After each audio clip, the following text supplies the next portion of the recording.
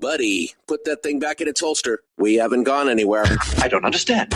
Check out the MichaelDukesShow.com for information on how to get access to the podcast.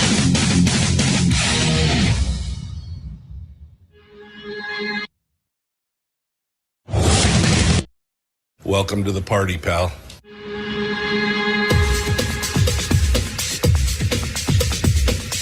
The Michael Dukes Show. The greed and the entitlement is astounding to me. What more could you want from a low-budget radio program? This is a dumpster fire. That was just BS. It is time to get a new perspective. We know just what you need, and we've got just the cure. Open wide and prepare for a steaming hot cup of freedom. I just don't fathom it. The Michael Dukes Show, streaming live across the world. Hump Day, middle of the week. Downhill slide to Firearms Friday. Hello and good morning, my friends. How are you? Welcome to the biggest show in the state of Alaska. I mean, reach-wise, all the way down from Kodiak and all the way up to the interior. It is the Michael Dukes Show, broadcasting live across the state of Alaska on this your favorite radio station and or FM translator, and live around the world on the interwebs at michaeldukeshow.com, where you'll find links to our audio-only stream, and the podcast, which technical note for those of you who'd messaged me saying that the Friday podcast and yesterday's podcast are not up. I know I had a problem with Friday's podcast because I was in Fairbanks. Something happened. I'm not quite sure. I was trying to figure it out yesterday and I ran out of time, and I didn't want to upload Monday's podcast because then everything gets out of order and it's a whole thing. So after the show today, I'm going to get them all in order as best I can. Friday's podcast may be lost, but we'll at least get yesterday and today's podcast up. So you'll find links to the podcast there, including on your favorite place, which is Spotify, and also links to our social media sites, including Facebook, YouTube, and Rumble, where we simulcast the show every morning on those video platforms. We got about 23 people or so far this morning. It's a little slow this morning. Everybody's moving a little slow, and we're ready to go. Nice and warm. Yesterday was absolutely beautiful, with the exception of having to try and change a tire in the middle of the high breezy wind and everything else. Yesterday was a chore, but beautiful weather. It got all the way up to 26 degrees, 27 degrees yesterday down here on top of the world in Homer. Currently 19 degrees right now in Homer, between 1 and 10 above in Fairbanks, according to the folks here in the chat room. 15 in Wasilla, and very, very windy. And 19 out on the Kinnikus Bay Road by where my old house was out there, and very windy. So it is it's a thing. Here we are, and it's nice and warm. And that, by the way, that wind in the Matsu expected to continue until this afternoon. National Weather Service says northeast winds 20 to 30 miles per hour, gusts up to 55 in the lower Matsu until 1 p.m. this afternoon. Highest observed winds since 12 a.m. yesterday have ranged from 50 to 55 miles an hour for the eastern portion of Wasilla up into Palmer.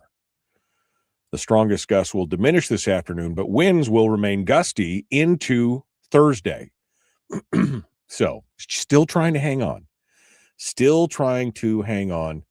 And so looking like about, somebody amended their temperature in Fairbanks. It's about 0 in Fairbanks. 0 to 1 below, depending on where you are.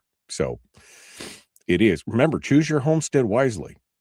My folks live up on the hill. It's usually always a little bit warmer up there up on the hill. Anyway, I think I can safely say that winter is starting to appear in the rearview mirror, And hopefully we're going to be seeing some nice warming temperatures and everything else here as well. 28 below at Capark. Sorry, Ron. Swanee. Sorry. 26 in Kodiak. 20 degrees in Seldovia. Why do I do that? Why do I do the weather? I don't know. I'm just always interested because, we're such a large, diverse state. It's so cool to see. I mean, it's 0 degrees in Fairbanks and 26 degrees in Kodiak. And every place in between has got a different, and of course, Ron's up in Capark and it's almost minus 30 in Capark. So, hey, there you go. But I think we can finally say that spring has finally, good Lord, we were talking about it yesterday as I tried to take this tire off this car. Oh my gosh, what a chore. And we were talking about, I had to have help. Literally had to have help, which is unusual because I'm kind of the go-to guy, but I was like, I don't have the tools for some of this stuff because it wasn't just take the tire off. I mean, it was like, first of all, get the lug nuts off. And I did not have the tools for the job. I mean, I tried everything I brought with me and broke one of the lug studs off. And it was, man, I was so over it. About 30 minutes into it, I'm so over this.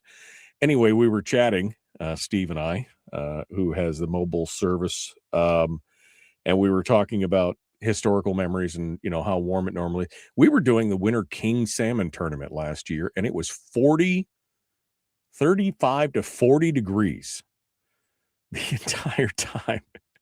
And here we are, and it was a week earlier because here we are a week later.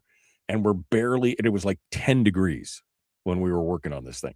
So I think it's a good deal. So now it's my daughter's car trying to, of course it broke while I was in Fairbanks. Her car broke while I was in Fairbanks. And luckily Homer's a small town and I was able to call the business owner and say, hey, can I leave that car there for a couple days until I get back to town? Thank you. Please and thank you.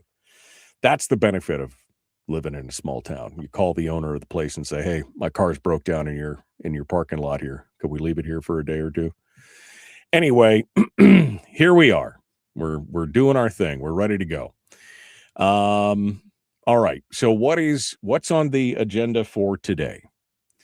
Well, it's headlines. There's a bunch of headlines that I really want to get into. But I'm ready to discuss.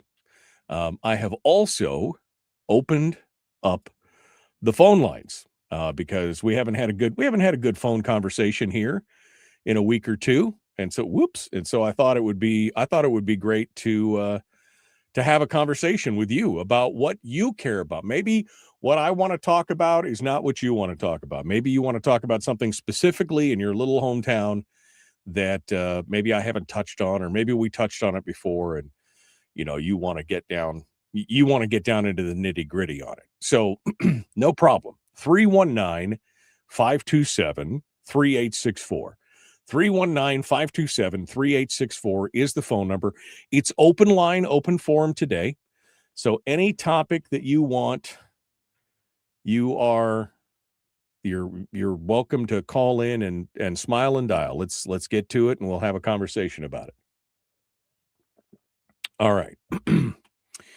So I got 400 windows open here. Where do I want to get started today?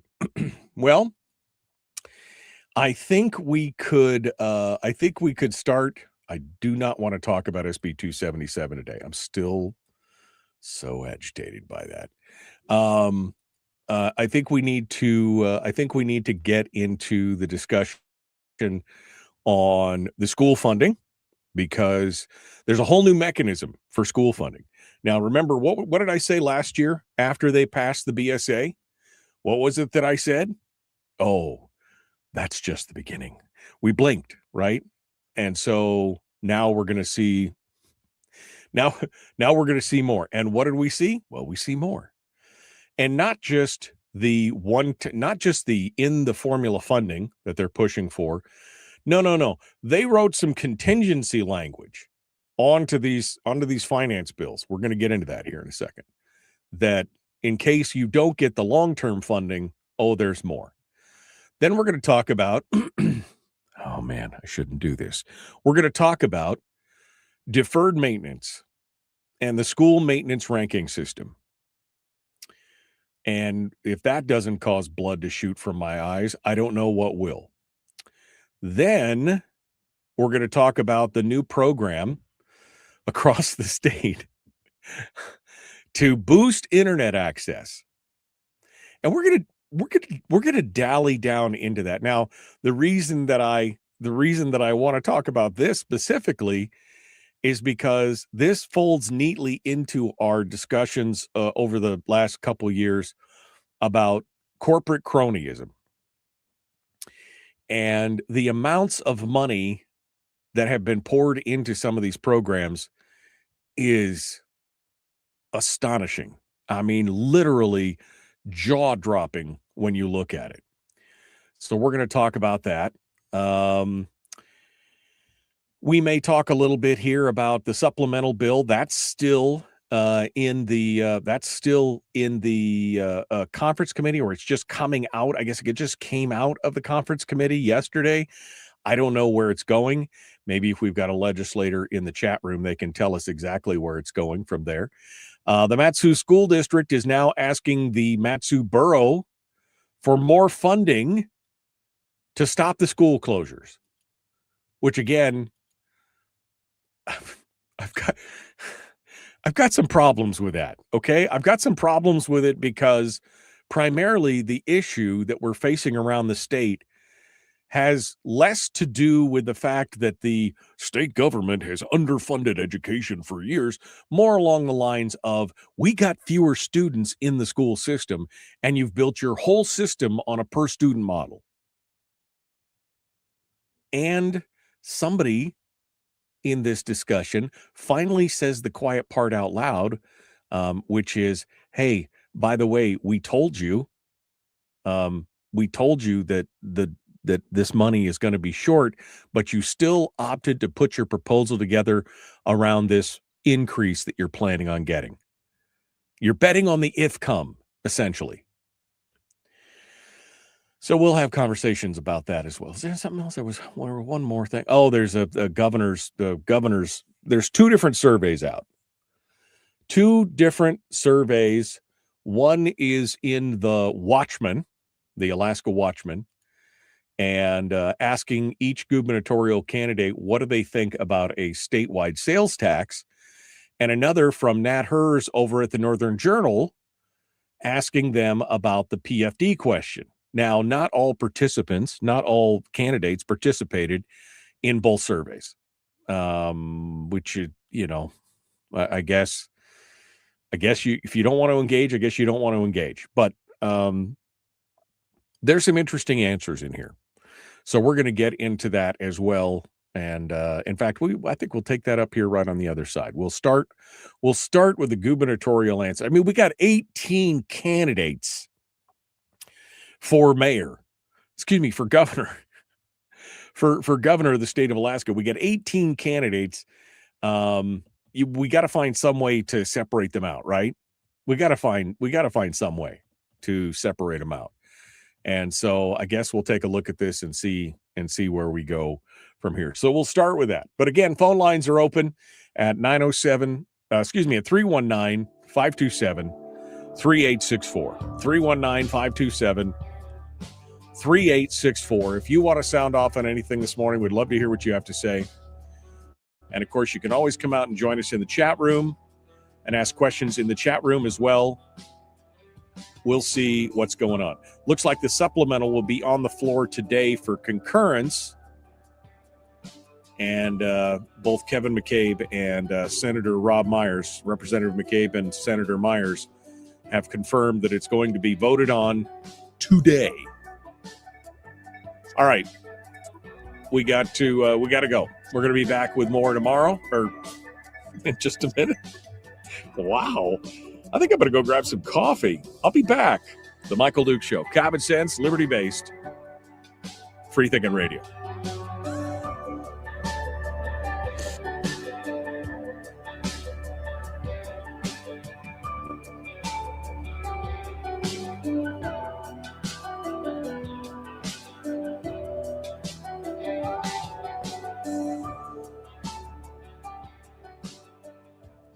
If you missed the show, you can listen to it on your time with Dukes On Demand.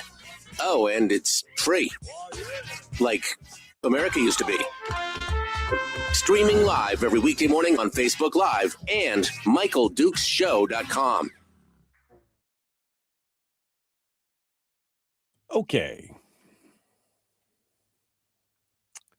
Let's see. I'm scrolling backwards here to see what you guys were saying. Okay. Good morning. 20 degrees in Soldovia. We have to get through April. Rick says, now you jinxed us. We have to get through April. Come on. You guys, you got to have a positive outlook. You got to be positive. I'm positive we'll be out of spring by April, or we'll be out of winter by April. And Brian asked if it was on my Mini. No, it was on my daughter's car. Oh man, that was a poo parade yesterday. Never seen a spare tire or a flat tire that wasn't even, the tire itself wasn't even damaged. It was the valve stem. $300 later. Good Lord. It was, the lug nuts were on that thing so tight. I snapped one of the lug studs off. I just snapped it clean off with the nut. Stuck in the tire. I couldn't get the nut out of the tire. It was just like, I was like, I'm done with this. I'm calling a professional. I ain't got time for this. Anyway, it was crazy. Just crazy. Don't know, haven't you heard Save America Act and the info coming out of Murkowski's office? Do you really think we will disenfranchise the people? No, I mean, look, this is such a retarded argument. The whole thing is just so ridiculous. You need ID to do just about anything in your life. You want to start a bank account? Guess what? You need ID. You want to get government benefits? Guess what? You got to need an ID. You want to fly on a plane? Guess what? You need an ID. The fact that, and the fact that 80% of Americans, 83% or something, are like, yeah, you got to have ID to vote. In Black and Hispanic Americans, overwhelmingly in the 70s, on the high 70s, are like, yeah, you need to have. It is, if I was a minority, I would be infuriated that all these white liberal, hand wringers are thinking that I am too stupid to figure out how to get an ID. Right? I mean, yes, I did, Chris. I said retarded. It is the most insulting and retarded argument out there. I mean, it's just astonishing. You got to have an ID to do all these things. And suddenly, well, these poor people, they're just not smart enough or don't have the mental wherewithal to go get an ID to vote. That is the dumbest argument I've ever heard. Yeah, you need an ID to buy booze. You need an ID to get, I don't know, get a tattoo. I don't even, just list all the things you need to show ID for. You got to buy cigarettes. You need an ID. You got to buy Sudafed. You need an ID. I mean, and they're holding on to this like this is some kind of virtuous battle when, again, 80% plus of Americans are like, this is not a big deal. Just, it's one of those things. It just that I'm not even really following the argument because I'm just like, this is really a non-issue, but they're going to try and beat that drum. And this is one of the problems with the Democrats. They get on something that they think is a winning argument. And even when they're shown evidence to the contrary, they're beating the drum on it so hard. And which is good for us because then the other people are like, why is this such a big deal? Right? I mean, damn, you got to show ID to do just about anything. Not that I'm a huge fan of showing. It does irritate me when I got to show ID to do certain things, but yeah, it's just dumb. And Murkowski, yeah, her true colors have come out. The disingenuousness of, native voters would be what? When has it ever been a problem out there? right? When has it ever been a problem? Okay. Well, we're going to get to this. We're going to get to this story about the gubernatorial answers for the candidates. Let's get to it, shall we? Let's do it.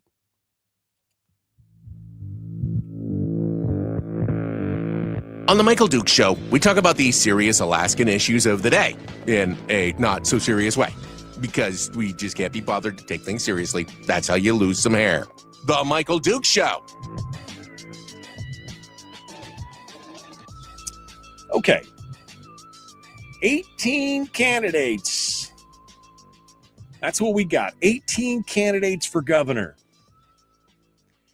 And, I mean, there's some hard-hitting, there's some questions. Nat Herz over at the Northern Journal. Now, Nat and I, we've never seen politically eye to eye, because Matt's got more of a liberal slant, but he's a super great guy. He was a constant guest on my program in the mid-teens when he worked for the ADN. He's got a really good style and insight. I really appreciate him.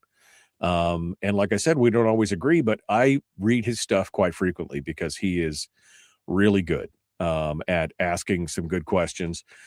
He's got a race survey that asks about the permanent fund dividend. So they've and they're narrowing it down to just people who raised at least $3,000 in the latest round of campaign financing, which puts some of the fringe candidates out in the weeds, right? And then, interestingly enough, Republican candidates Bernadette Wilson, Adam Crum, Treg Taylor, and Nancy Dahlstrom did not respond to the questions that Nat sent out there. And he said, I sent them multiple requests, but they didn't respond. Which, I mean, quite honestly, I think is a mistake. I mean, I know that there's some strategery going around in the background on this, but I mean, Nancy Dahlstrom, I don't really even care about whether she responds or not. But I mean, Adam Crum and Bernadette are supposed to be serious candidates. They're supposed to, why wouldn't you respond to this? Because this question is about permanent fund dividends. And I would think that if you were a serious candidate, this is probably one of the questions you really want to delineate your answer on. So here was the question. There was two questions. One was about the ferry system, and when was the last time they rode the ferry system? Okay.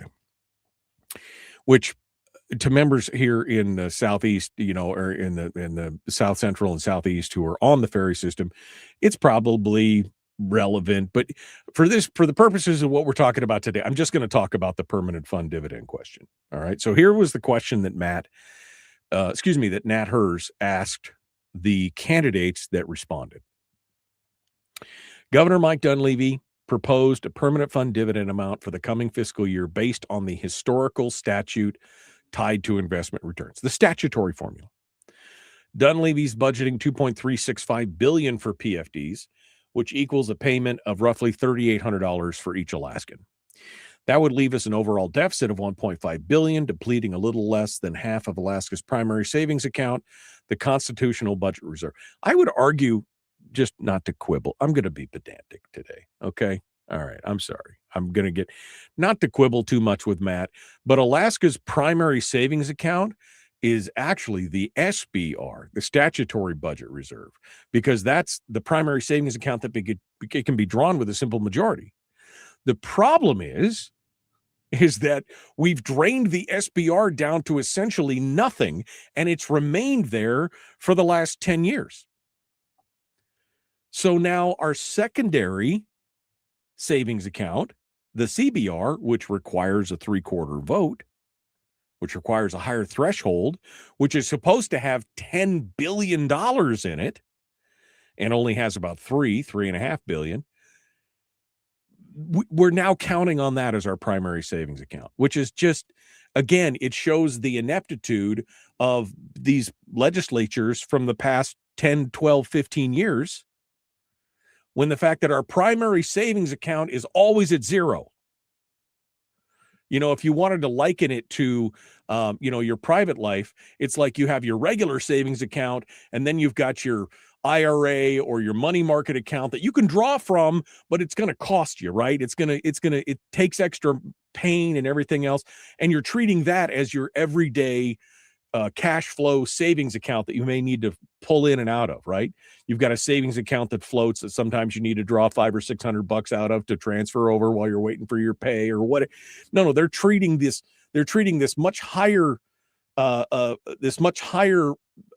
profile fund, this one that takes, extra hurdles to get into. They're treating that like it's the primary savings. I'm sorry, I didn't mean to get off, but that is just one of those things where we've forgotten what real fiduciary, priorities look like. The SBR is the primary savings account in the state. The state was supposed to be for cash flow, supposed to be there. It's a simple majority vote. We're going to do all these things, but instead we zero that out, and now we're going to the hard fund, the CBR. I digress. This would leave. I'm in a mood today. This would leave an overall deficit of $1.5 billion, depleting a little less than half of Alaska's primary savings account, the Constitutional Budget Reserve, according to legislative fiscal projections from earlier this year. If you were this is still Nat Hurst talking to the gubernatorial candidates. If you were governor, what's the overall spending on permanent fund dividends that you would have proposed for the upcoming fiscal year? For reference, some 620,000 dividends were paid last year, so a $1,000 dividend would equate to some $620 million in overall spending. So they start off with, I guess it's just in chronological order, or maybe I guess it's not in alphabetical order. All right, well, so he starts off with Dave Bronson, and his answer was $2.4 billion, which is essentially the full PFD. He said the permanent fund dividend is a return of value to Alaskans created to share the value of our natural resources with the people who own them. It's important to follow the law. A statutory dividend today is about $2.4 billion. However, the state cannot absorb that cost overnight or reduce spending by that amount. And Alaskans do not support spending down the principle of the fund. What they want is a sustainable, long-term formula-driven approach like we once had. I would begin by proposing the statutory dividend and working with the legislature to reach a responsible compromise that restrains spending growth, identifies targeted reductions, and focuses on economic growth so Alaska can return to a sustainable dividend in the future. To which I would say, that's what Mike Dunleavy's been doing or trying to do. How is that going to work if you are at odds with the legislature? I mean, Bronson is used to being at odds with the legislative body, right? When he was mayor and the assembly hated his guts and everything was a fight, and everything else. I mean, don't you think that might continue with the legislature? I mean, they hate the governor. The majorities in the legislature, they hate the governor. And they don't even bother to look at his budget hardly, right?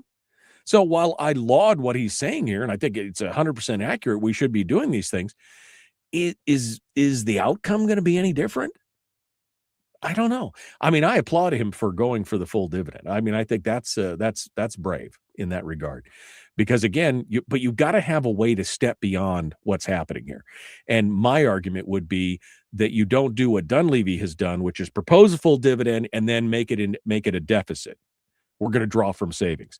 What you should do is go through all the departments and cut out whatever needs to be cut out to pay for that full dividend. That's what you should do. I mean, they're not going to take your budget anyway. You might as well show them the way that you want it to, that you want the stuff to be cut down to do it. You might as well. Tom Begich, Democrat, says $620 million to $910 million, which is $1,000 to $1,400, somewhere in there.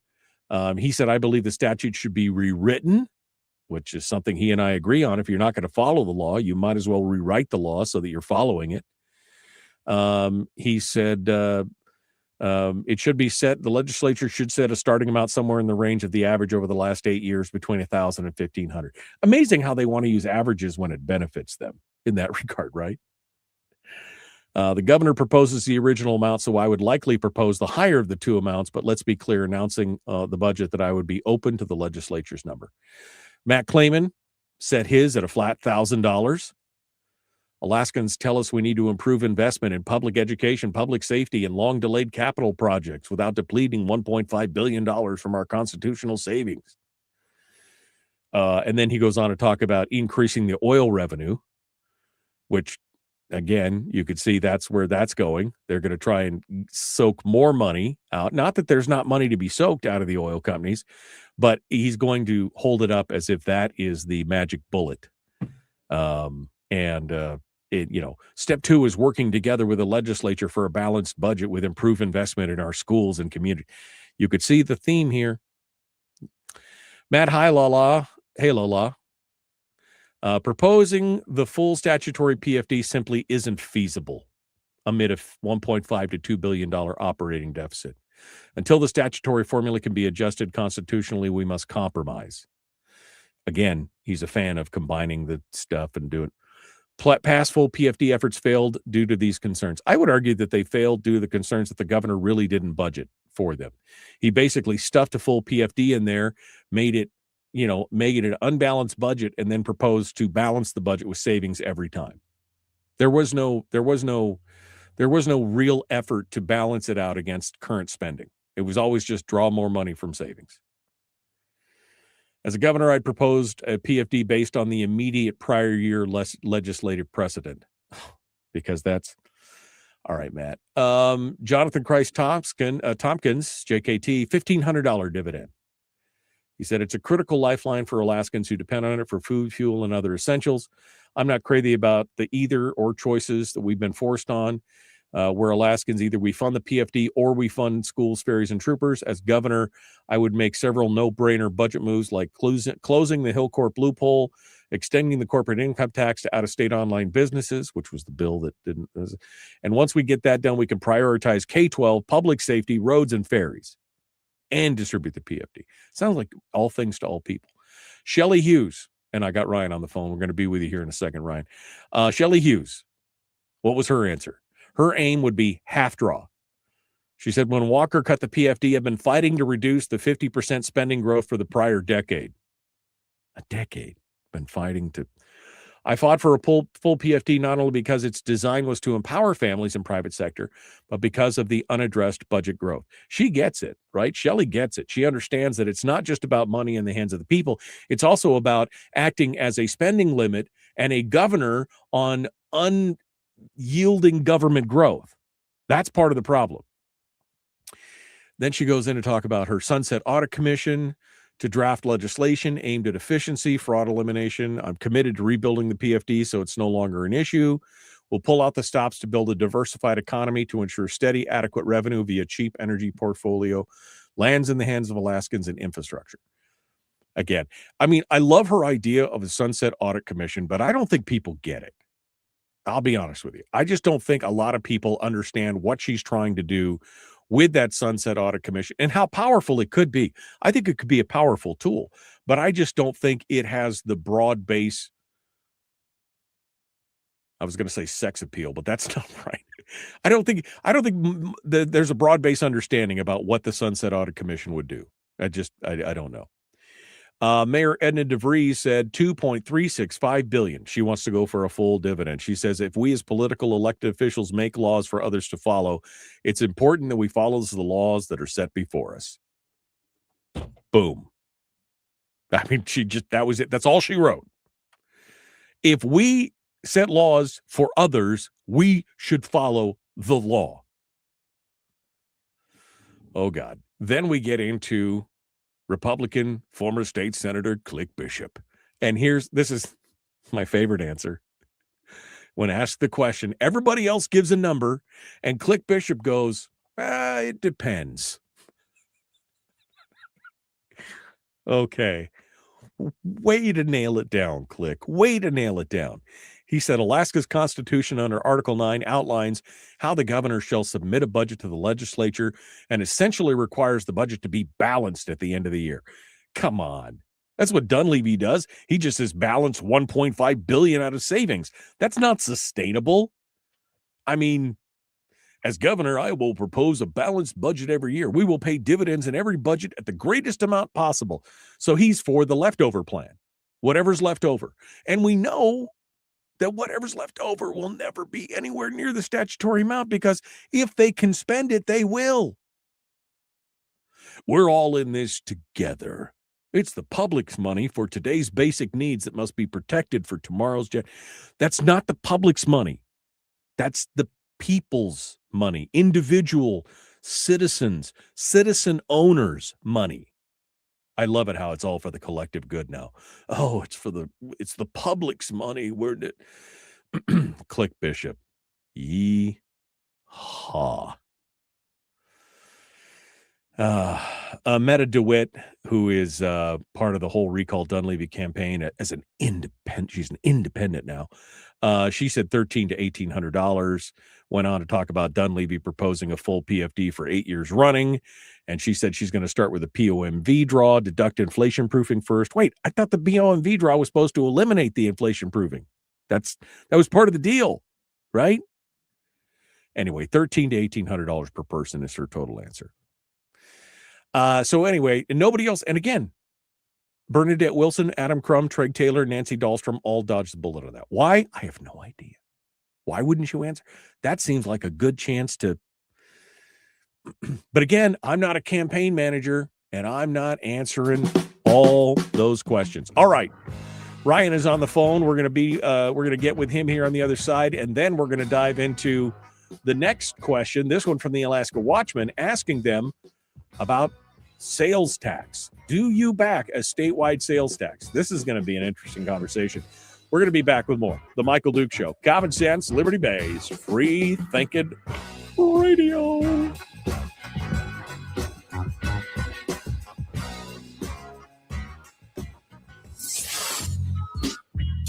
What is that? Common sense. Regularly heard on American radio. Michael Duke Show. Radio. Okay. Let's go over to the phones here and make sure we can hear Ryan so that we can start right off in the break with him. Good morning. Can you hear me? Yes, I can. Okay. All right. You hold on. And as soon as we get back to the radio, we will take your call, Ryan, and we'll be back to you here in just a second. Did I break? I hate it when it does that. Okay, no, I could still hear him. Okay. I hate it when it beeps like that, because that's always some kind of precursor to whatever. Okay. Let's see. I'm scrolling backwards here. Let's see. Only one ferry last time I checked, and it's not going to Homer. They have a couple ferries, but yeah, the ferry schedule doesn't start here for another month or so. And then it'll be Homer and Seldovia and Kodiak. Governor's education DAR. Remember when Governor's education czar Todd Smolden said that he is not the one say certain Alaska students were dumb, and you, Mr. Dukes, said you weren't saying Alaskans were stupid. Well, who's saying certain Alaskans are too dumb to get an ID, too dumb to get it? It's a conspiracy theory to invade. I didn't say, don't hear what I'm not saying there, Ian. Ian Cognito. Boy, that's not an alias. That's not what I said. I said they're treating people as if we're too dumb to get an ID. Don't hear what I'm not saying.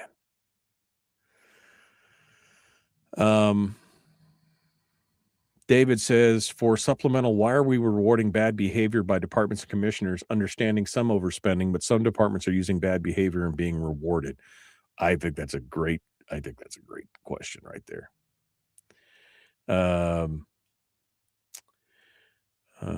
Let's see. As long as we have a supplemental budget, departments and bureaucrats won't have to practice fiscal discipline. They know they will get more money for bad discipline. I mean, yeah. I mean, I really want to. I mean, I really want to know what's going on back at the, in there.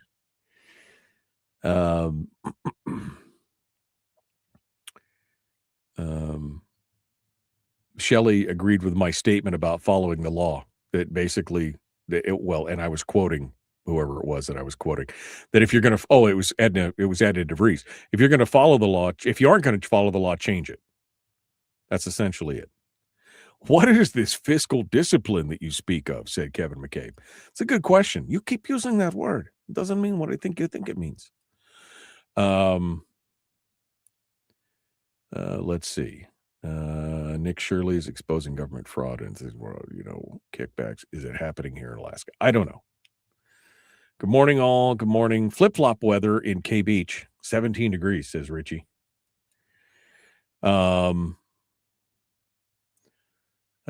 Let's see. James O'Keefe was exposing fraud in California. Color me shocked. Fraud in California? Color me shocked. Brian says, but Sunset Audit Commission sounds cool. Yeah, but exactly what does it mean? It's a double rainbow. What does it mean? I mean, it's part of the problem is that people don't really understand the power of what she's talking about. I mean, I think there should be some simplification because people don't understand what a Sunset Audit Commission does in general. The average person is like, what's a Sunset Audit Commission? Make it simpler, Shelley. Just make it simpler. I'm going through here. Taxation is theft, says Aaron. Hoorah. 100%. I'm just going. Richie said the fraud they're exposing in those states is rampant and ridiculous. Yeah, it is. Brian just linked the Marine Highway System ferry schedule for Renee. Lisa Murkowski is leaning into that narrative to excuse voting for Democrats against the Save America Act. I mean, again, it's one of the dumbest arguments that you could make. That's dumbest argument. Frank said, I lost my ID. I no longer exist as a person. That's a problem, man. It's a real problem. Kevin McCabe has a great newsletter explaining current bills such as a supplemental budget, SB 277, impact on correspondence, and the SB 64 election bill. Ask him for it. This is not a public service announcement. Kevin can post a link up to his Substack where he's been writing about all this stuff. Chris says, time to change the players starting with Click Bishop. We did. He's gone. But now he's running again, and he's got a huge amount of support from the unions. I listened. He was actually being interviewed in Fairbanks while I was up in Fairbanks on KFAR, and I listened to some of it, and it's just like, it's not encouraging. Let's just put it that way. It's not encouraging. All right, we're going to go. We're going to jump back into it. Please like and share. Ryan is on the line. We're going to start with him. Let's get to it. The Michael Duke Show. Common sense, liberty-based, free-thinking radio. Let's go.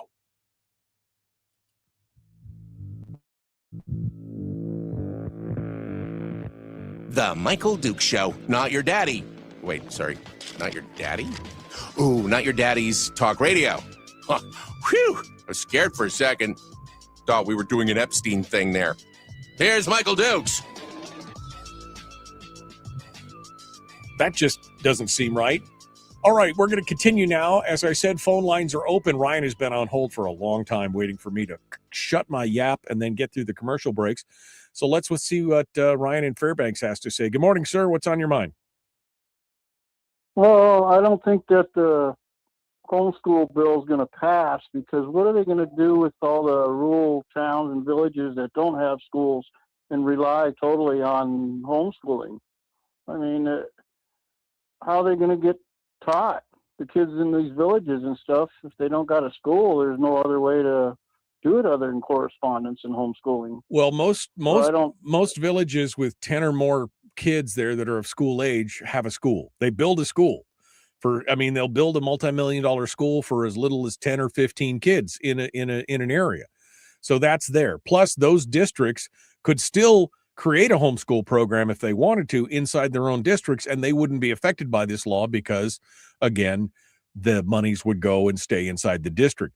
But overall, I think your point is still well made because, again, there's 25,000 students that are homeschooled, roughly. About 8,000 or 9,000 of them are in IDEA. Another 4,000 of them are in Nenana Cyberlinks, and another 3,000 are in the Lower Yukon Kuskokwim Raven program. So here you've got 16,000, 15,000 out of 25,000 students in these three systems, which would all be decimated. And if you think that they're all going to turn around and come to your brick and mortar school, I think you're wrong. That's what I think. Yeah, well, I've known schools that were built, like you said, and then they closed down and closed the school because there wasn't enough kids. So there's a half-court gym that I know of that was built in a big school, and they shut it down because there wasn't enough kids to do it. So that building just been sitting up there brand new and going to rot. Yeah. Well, what was it? It was just, down in Kodiak. Huh? Remember, it was down in Kodiak. Was it last year or the year before, where there's a village down on was it Old Harbor? I can't remember the name, whichever village it was down on the southern end of Kodiak, where they were actually advertising for people to come live there. They would pay to move you to the community. You had to have school-age kids, and they did. They end up paying for the school open. Yeah, just to keep the school open. They paid for 2 or 3 families to show up there, and within a year, they'd all left again. So, I mean, just to keep the schools open. So, yeah. There's probably no way for them to make a living there. Yeah. So they couldn't survive staying there. Yeah. So Carluck, that was what it was. Thank you, Kevin. It was Carluck that they were advertising. Come on up. We'll pay for everything. You can come up here and live. And yeah, I mean, you're 100% right. I mean, what's going to happen? I don't think it's going to pass either. I think the governor would, even if it did happen to pass, I think the governor would veto it. But it's a shot across the bow at all of these very popular correspondence programs. I mean, when you've got a program that serves 10 to 13% of all the students in the state, and you're going to take aim at it and try and cut it back to fill your own coffers, that's going to infuriate some people. So I got this caregiver. He's a music teacher, and he teaches kindergarten to 5th grade. And his point of view is that a lot of these home-schooled kids flunk. They keep flunking over and over. They don't complete the work. And so I kind of disagree with that opinion, but I'm sure there's a little bit of that going on, just like a little bit of everything. But, as far as funding for the school district and stuff, I live right across the street from the Fairbanks North Star Borough Administration building for the school. And that parking lot is so huge. And I don't know how many cars. It took me all day to count them. And I just don't know why they need all them administrators. I'm sure they got some justification for their job, but I think it needs to be looked at. And I don't think they need that many people.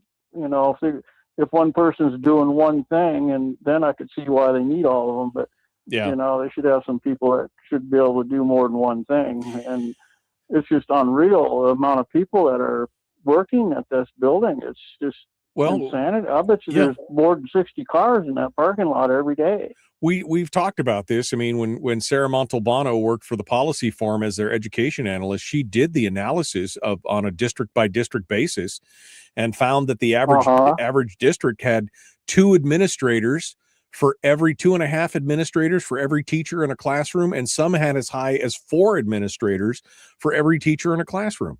So, I mean, wow. Yeah, that's an overkill. it's a huge number, especially when I think back to when I was in high school at Lathrop High School in Fairbanks. I mean, I'm just a Lathrop High School graduate, but I remember that we probably had 45 teachers, and there was about a dozen support staff, including 1 or 2 janitors. Maybe there was a night janitor that I missed or whatever, but it was not it wasn't even half. The janitors, that's kind of an important thing to keep things clean. Sure. I understand that, but I'd rather see more janitors than, I just don't know what they're doing. There's so many of them, administrator workers over there. It's just unreal.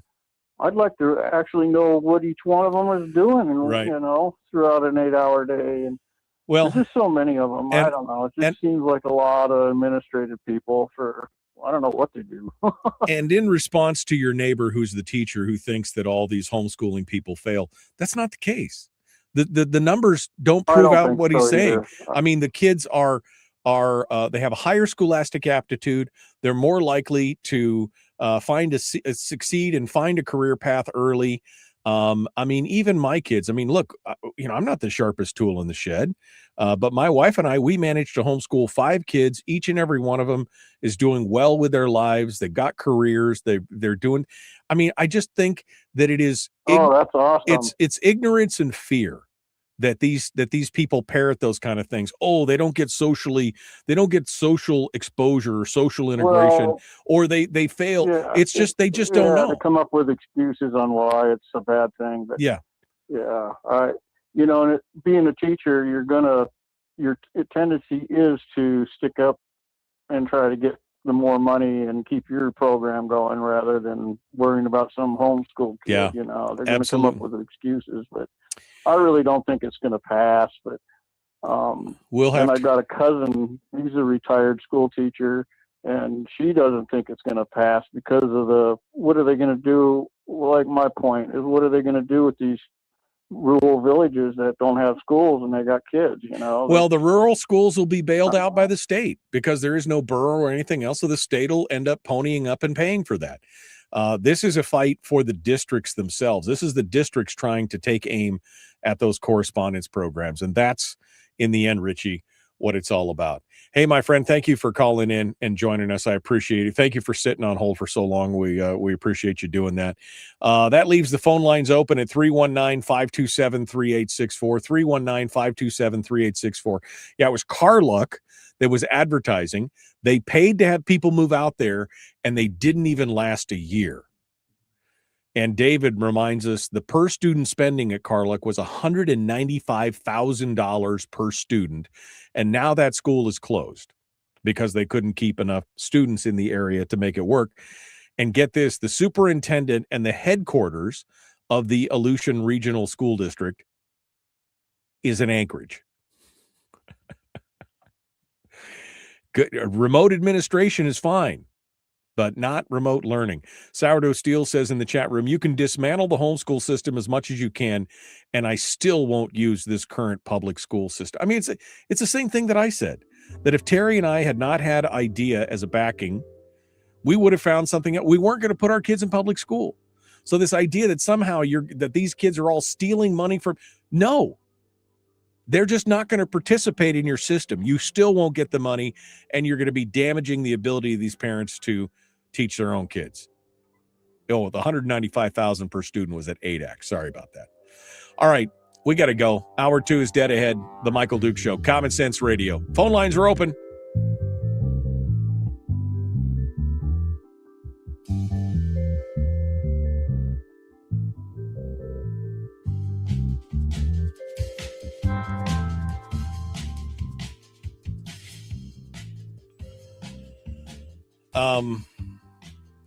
Kim says, didn't Dunleavy used to be a teacher? I'd be wary about thinking he might veto the bill. He's vetoed the hell out of some education bills.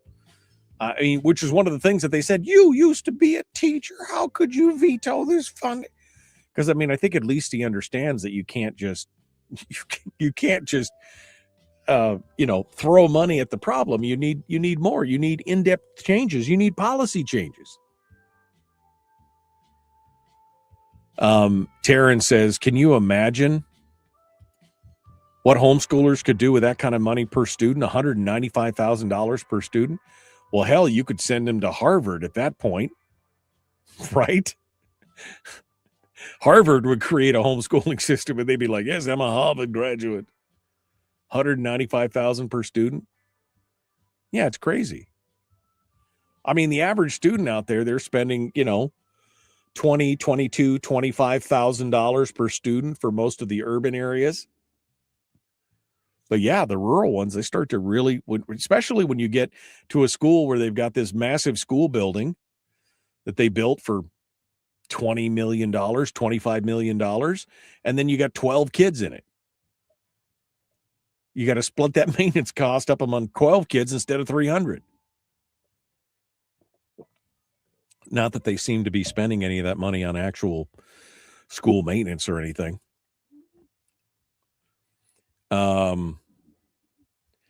Lisa says, when I would go to the meetings and talk to parents and realize all kids are not treated the same, so many parents are pissed and more are seeing how politics ruin the process. I would agree with that. I was having a conversation with yesterday about the history of Nikolaev's school before they were a charter school. And the consensus was among many of the parents out there was that the Kenai Peninsula Borough School District was intentionally trying to drive kids away from that school because they just didn't want to. I think they just didn't want to service it anymore. I think they just didn't want to be part of it. There was a lot of stories, and I don't have all the details from what I gleaned yesterday. I definitely would love to dig down into that a little deeper. Brian said, we rarely needed all of our allotment when we were homeschooling. Us too. I mean, we would roll allotments from one kids to the other as they, if one other kid needed something, or, I mean, I think we still had a couple $1,000 in the allotment when our kid finally, our youngest kid finally graduated, because we just didn't need it all. And that's how it should be, right? Instead of sucking up all the money in the room. Richie said, that's a lot of money to shell out for kids that are being taught nothing but 2 + 2 = racism. I mean, yeah, again, I think we should go back to the argument of what is the educational outcome? What kind of product is the current school system delivering to the customers, which is the parents, right? The parents are essentially the customers. The student are the product. What kind of product are they delivering in the end? And it ain't great. And there's no real solution on how to fix it other than give us more money. And we promise this time we won't screw it up. Clip it. That's what we got. I mean, that's what it's about.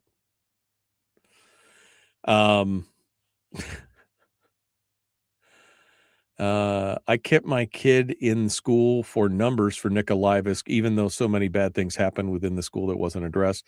The way my family was treated by people in the district, by community members, is horrible. Fill out a comment card about your kid being bullied, but nothing gets done. My trust for the system is broke. Yeah. I mean, I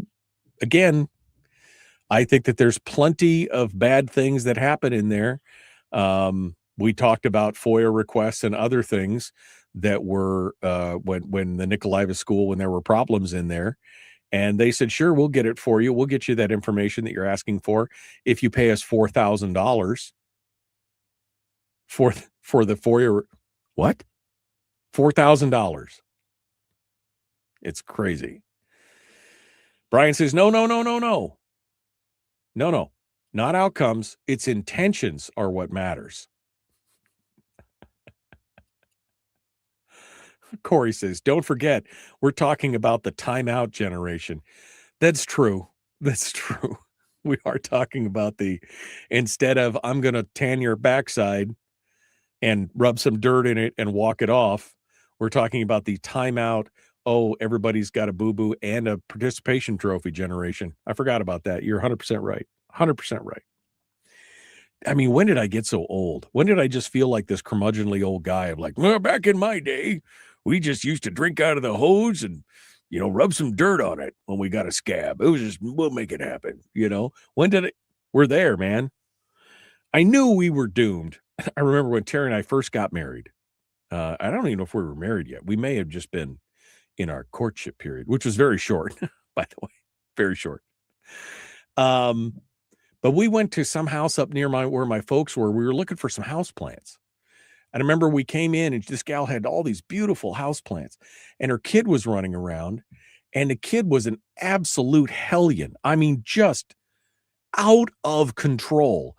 And I remember she looked down and she's, do I need to give you a timeout? And I'm like, I will volunteer to beat that kid's backside if you'd like me to. I mean, here I am, 19, 20 years old. I will whoop this kid for you if you need me to. Because it was just, and she just was like, it was all okay. Well, kids will be kids. No, they won't. Kids will be adults one day if you teach them to be adults instead of teaching them to be kids, which is, of course, part of the problem there. All right, we got to go. Back with more. The Michael Duke Show. Common sense, liberty-based, free-thinking radio.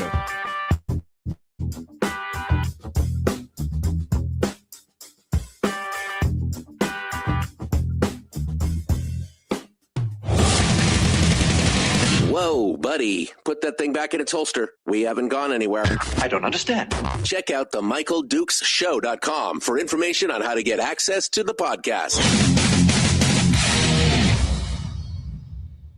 Welcome to the party, pal.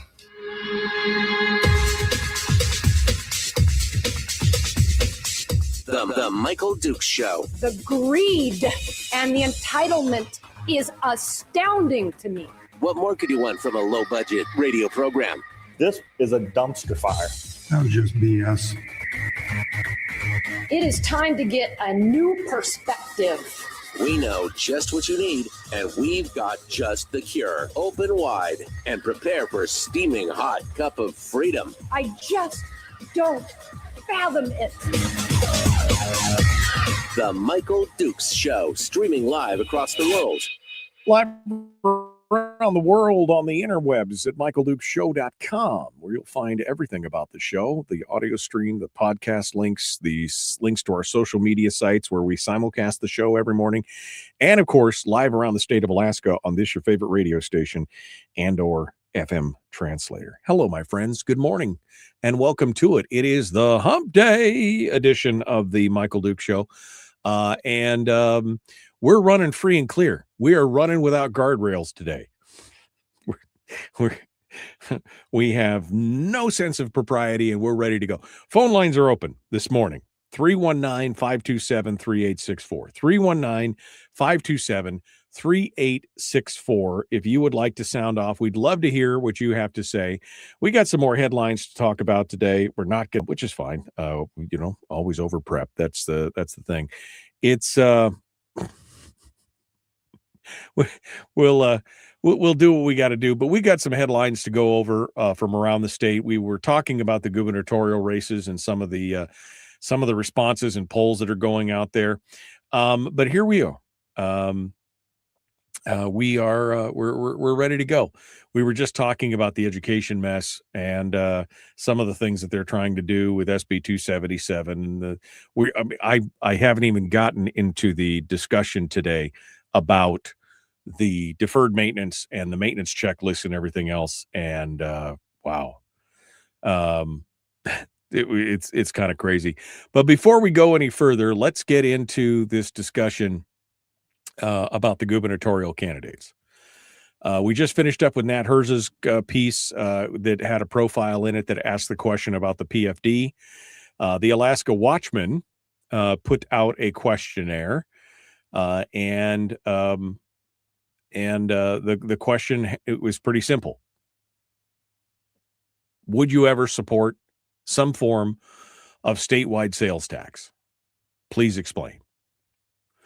Now, interestingly enough, here are the candidates that did not answer. Tom Begich chose not to answer. Click Bishop chose not to answer. Matt Clayman chose not to answer. Nancy Dahlstrom chose not to answer. JKT chose not to answer. Hank Kroll chose not to answer. Bernadette Wilson chose not to answer. I'm seeing a theme here with Bernadette. Again, I like Bernadette. I think she's one of the top candidates out there. I really like most of what she said. I don't agree with all of it, but I really like what she said. And yet every time I see some kind of question or response, it's like nothing gets put down in writing. And I don't understand why. I want to know why. What's going on? So the question is, would you ever consider support some form of statewide sales tax? Please explain. Dave Bronson, a statewide sales tax might appear fair on paper, but Alaska has already one of the highest costs of living in the country, and we have one of the highest tax rates in the country through the taking of the PFD. We're already being taxed. I mean, I hate to tell all these guys that, but we're already being taxed. He goes on to say families are struggling with energy, housing, and transportation costs. At the same time, government spending per resident is higher than nearly every other state. Oh, it's not nearly higher. It is indubitably higher than every other state.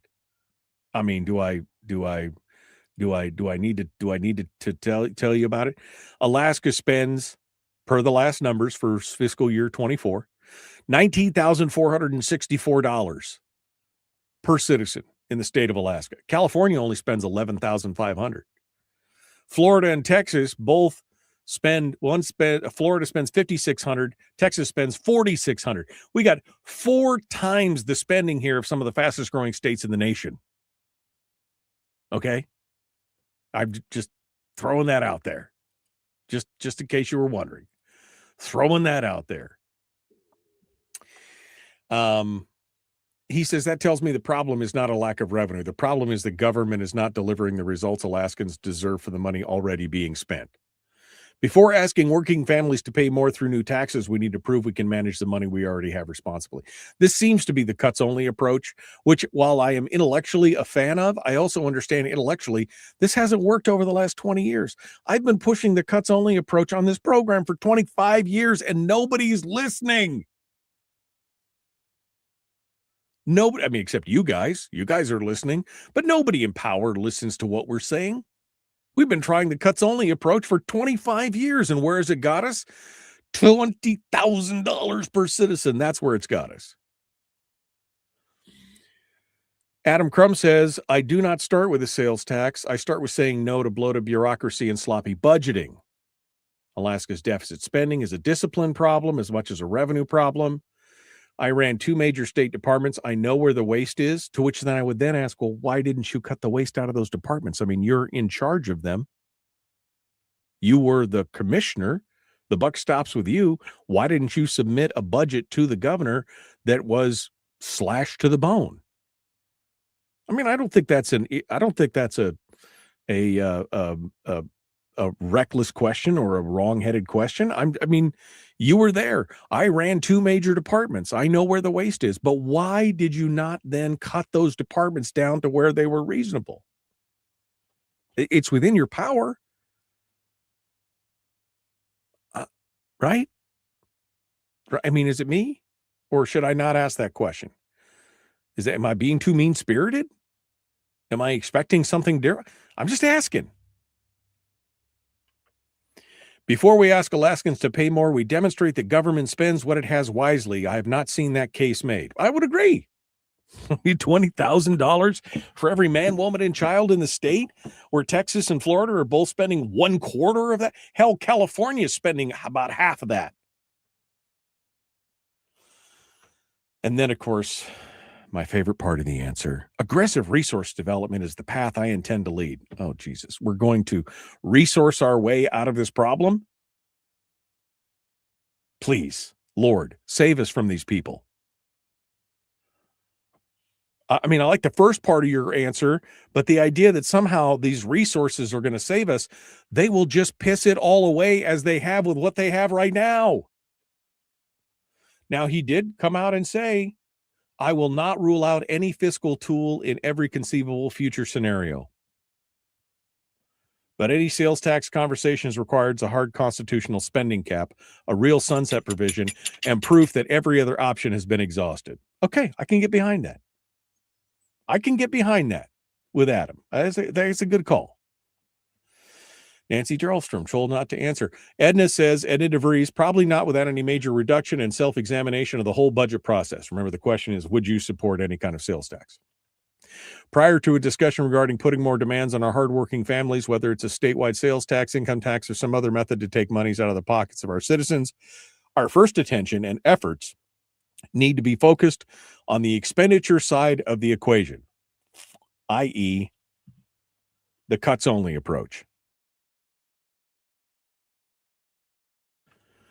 Then we get to Meta DeWitt. Although I think it's interesting. I think Meta DeWitt may listen to the program. Why do I say that? She says, no, a statewide sales tax is the wrong tool for Alaska. It's regressive, yada, yada, yada. Governor Dunleavy's proposal would have Alaskans subsidizing a $1.5 billion deficit created by his own unfunded PFD promises. So, I mean, you could see that she's into the whole, we're going to ask you a question. You know, we're going to we're going to make you that trade-off. Do you want a PFD or do you want services, right? But then she goes into Alaska doesn't have a revenue problem. It has a discipline problem. We're sitting on an $85 billion fund, spending too fast and paying $880 million a year in management fees and skipping inflation proofing. So it seems like somewhere along the lines there, she's listened to part of it. I don't think she's just gotten all of it. Jessica Faircloth from Kasiloff said, no, I would not support a statewide sales tax. They're regressive. They hit lower income families the hardest. Before our government asks for a single cent in new taxes, we need to demand accountability in spending and make sure Alaska is receiving a fair return for the resources we already own. Okay, great. I mean, but again, I'm hearing a whole lot of cuts only approach to this, which is, if we can make it work, great. The problem is the track record ain't so hot. Matt Hey Lala said, I do not support a statewide sales tax. Alaska's tax policy should have nothing to do with fiscal shortfalls and everything to do with what keeps our industry partners, businesses, and families here. A sales tax would hit working Alaskans and small businesses hardest, driving up the cost of the state. We're already facing high living expenses. We already have the advantage of no state income or sales tax. But again, we do. They're cutting the PFD. That's your money, Matt. It's my money. They're already taxing us. I mean, I don't know about you, but I mean, I got taxed last year to the tune of a household. What is that? $12,000. That's how much I paid in taxes last year through the PFD cut. $12,000, well, more than that. Almost $15,000 because we got 5 people in our household. And yes, we share all the dividends. They all go into a single thing. Because that's how we live. That's how we help pay the bills. And you shorted us $3,000 per person. So we're already being taxed to the tune of, if you amortize it out, what is it, $1,200 a month, $1,300 a month? We're already taxed. Shelley Hughes says the state's not responsible with its budget, so how about taking some of yours? That's what I hear on this topic. It says that with a heap of taxes, will my kids be able to stay here? She talks about the cost of living, unexpected price increases, hit your kitchen table. The idea of a statewide sales tax weighs heavily on me. It would drive families and young workers out of state. Government is living with less. Why should Alaskans? Let's not ask households to pay more. Let's get our fiscal house in order. Again, the cuts only approach. I mean, Adam Crum is really the only one here that talks specifically about what the guardrails that you would need if you had a sales tax. A constitutional spending cap, a real sunset provision, and proof that every other option has been exhausted. She goes on to talk about more private lands, cheap energy, and a need for infrastructure. Again, okay, I can't at this point. James Parkin, who cares? Bruce, Treg Taylor. No, Alaska doesn't need higher taxes. We need a stronger economy. I've already fought as Alaska's Attorney General to unlock our resources, and as governor, I'll turn that into jobs and revenue without making life. Is that government's real responsibility, Treg? I'm asking for a friend. Is it really government's job to create jobs? Is it really their purpose to create jobs and revenue and everything else? I mean, it's the most simplistic answer in the whole list here. And then Bruce Walden, who I think is a perennial candidate. Would I ever? Sure, in 200 or 300 years when all the resources have ceased to be profitable. Anyway. And of course, then he went over the 150 word response limit and they cut him off. But yeah, I mean, that's what your candidates are saying. And again, why, Bernadette, why didn't you have an answer there? Because you talked about it on the show. And I know that that's good. But why would you not respond here? Nancy Dahlstrom didn't respond. Matt Clayman didn't respond. Click Bishop didn't respond. Tom Begich didn't respond. JKT didn't respond. Why would you dodge out on these things? I don't know. But there we are. Those are your gubernatorial questions and answers that we had this week for some of our 18 different candidates. All right, phone lines are open if you want to sound off today, by the way, 319-527-3864. The Michael Duke Show. Common sense, liberty-based, free-thinking radio. We're going to return with more here in just a moment. Don't go anywhere. Back with more right after this.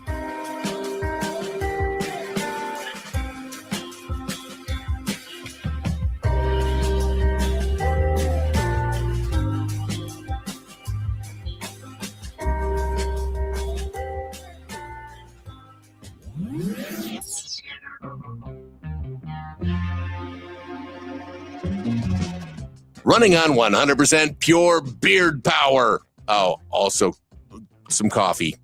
We dip our beard in coffee. Ha, nice beard. The Michael Duke Show.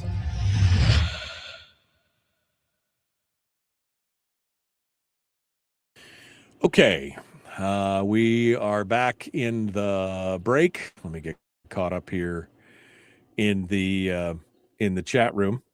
What is funny with the cuts-only approach is when Dunleavy tried it in his first budget, instantly a recall effort began. Alaskans don't want cuts. Everybody just wants theirs. Not talking about the PFD. You're right. You're right, Tim. 100%, man. I mean, he's tried that approach, right? And so every time a politician goes back to that cuts-only approach, I'm like, how's that working out for us? Again, I've been talking about this for 25 years. How is that working out for us?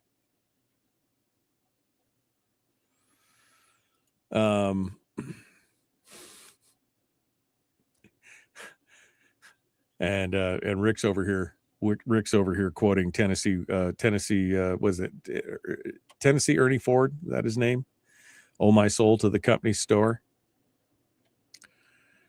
Don't forget to add all the previous taxing that's gone on for years. I mean, yeah. I mean, you know, we've seen it. I mean, we see all this stuff. We are not tax-free in this state. I mean, I hate to tell you that. There are so many stealth taxes that have been taken before we ever, I mean, all the royalties and the sales tax and everything that goes directly through the states without passing through the citizens' hands first. You know, then on top of that, the taking of the PFD.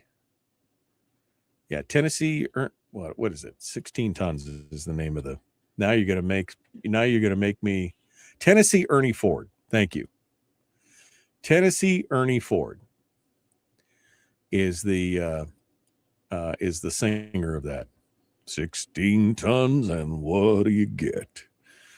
Another day older and deeper in debt.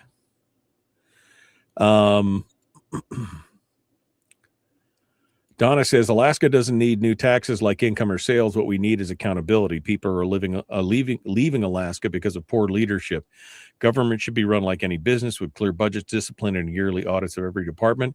Focus on core services like public safety, infrastructure, and education, not extra spending. And let's be clear, the PFD is the people's resource. It belongs to Alaskans, not the government, and it should not be withheld from us. I mean, you have my vote. But again, we also have to be open to talking about everything else too, right, Donna? Because we tried the cuts only approach and nothing is working. She says, I'm tired of politicians who get elected and then stop listening to the people they represent.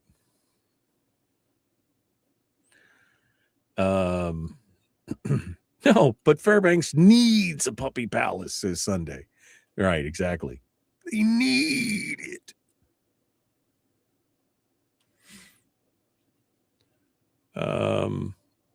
Why are you disparaging Bernadette like you did Eastman? Are you that stupid? Are you really that stupid that that's what you took away from that, was that I'm disparaging Bernadette? I'm asking her why she's not participating. She is my favorite candidate right now. I mean, are you even listening? Or are you just kind of spouting off in the void because you don't even know? You hear one thing and you run off at the mouth about it. I'm not disparaging Bernadette. I'm critiquing her campaigning style.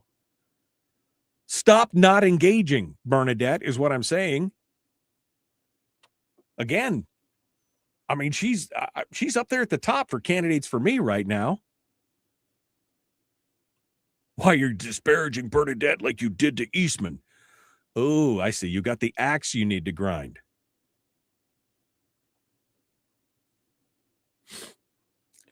I'm going backwards. I've seen some funny memes about Bernadette. She's becoming famous, which means she doesn't have to answer all the questions. That's the political way. I mean, if that's the political way, I'm not a fan. I'll just tell you right now, I'm not a fan, because we should always be accountable and always be able to answer the questions. That's what we need to do. All right, let's get back to it. Here we go. Jumping back into it right now.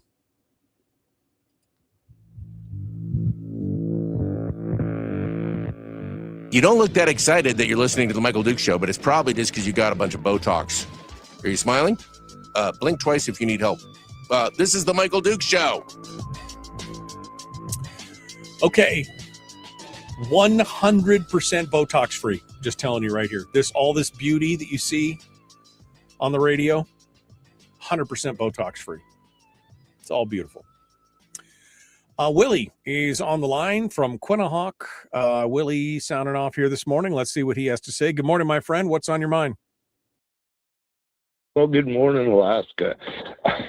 I've been sitting here listening, and I've kind of eased off of listening to so much politics because it's wolf hunting season out here on the western side. The snow's great.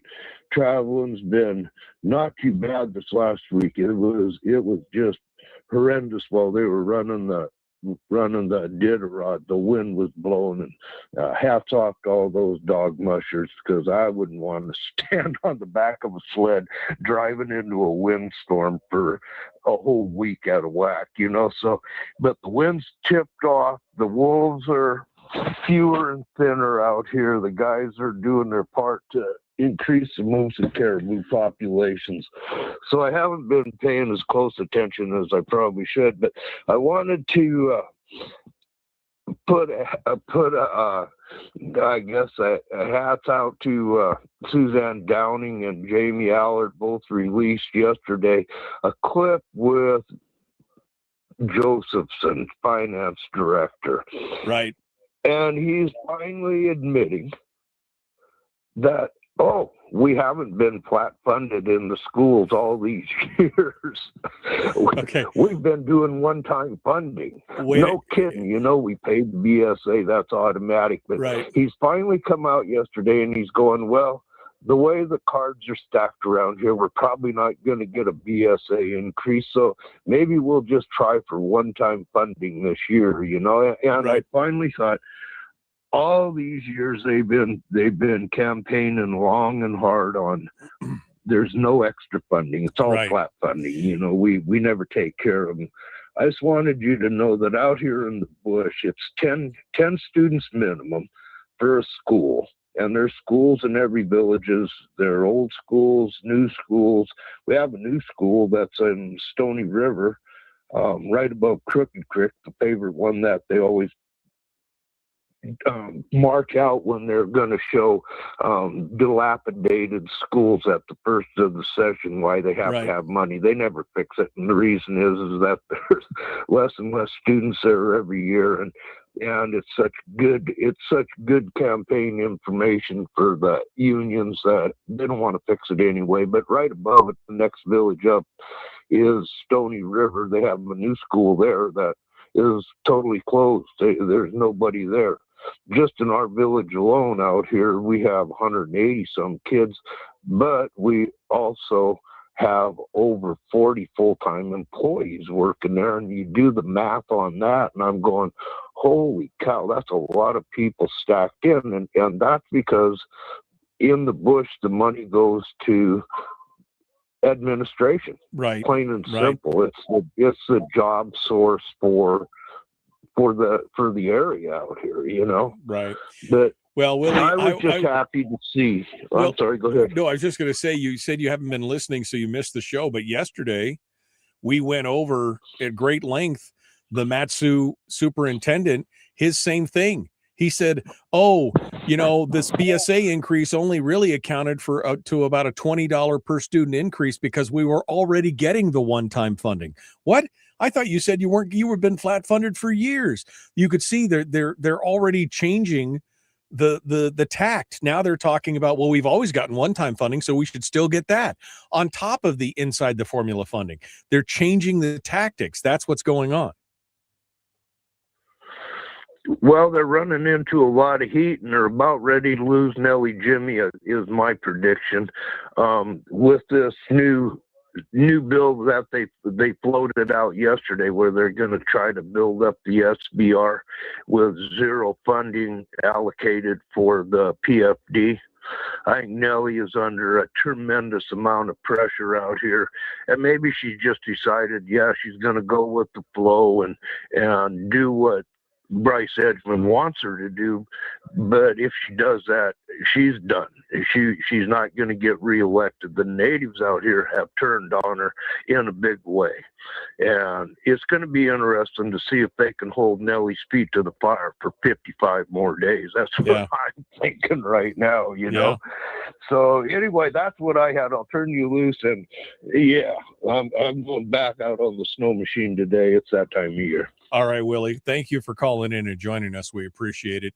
That leaves the phone lines open right now, 319-527-3864 if you want to sound off. Yeah, you can already see, though, that the tide is turning, that they've already changed their tact.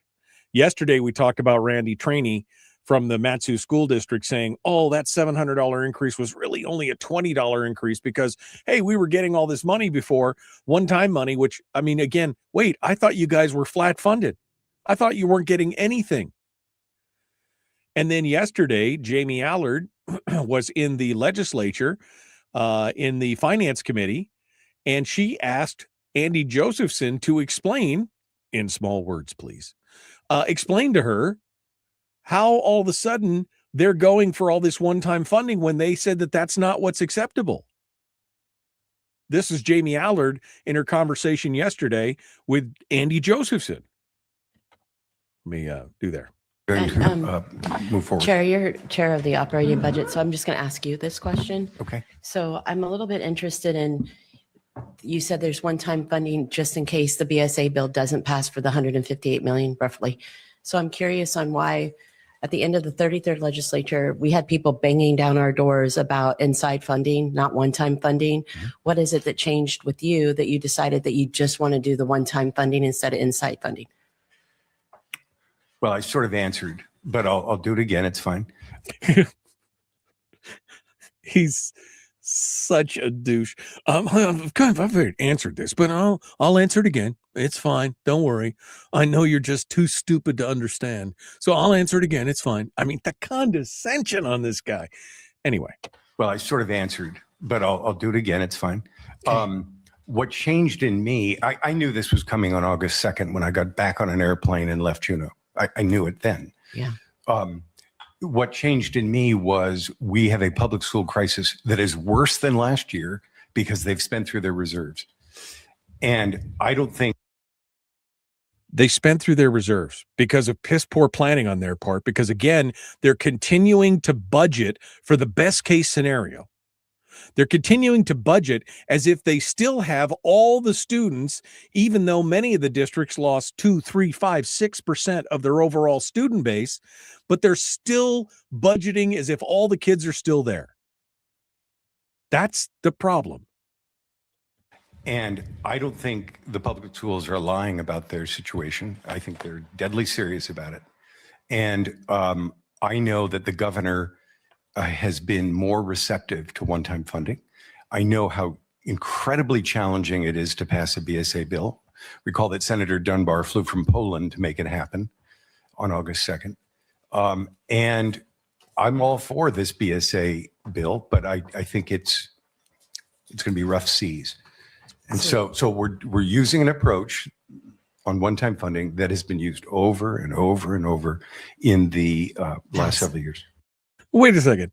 It's been used over and over and over the last. You keep telling us that it was flat funded, that the state wasn't funding anything, that all you had to live on was the BSA.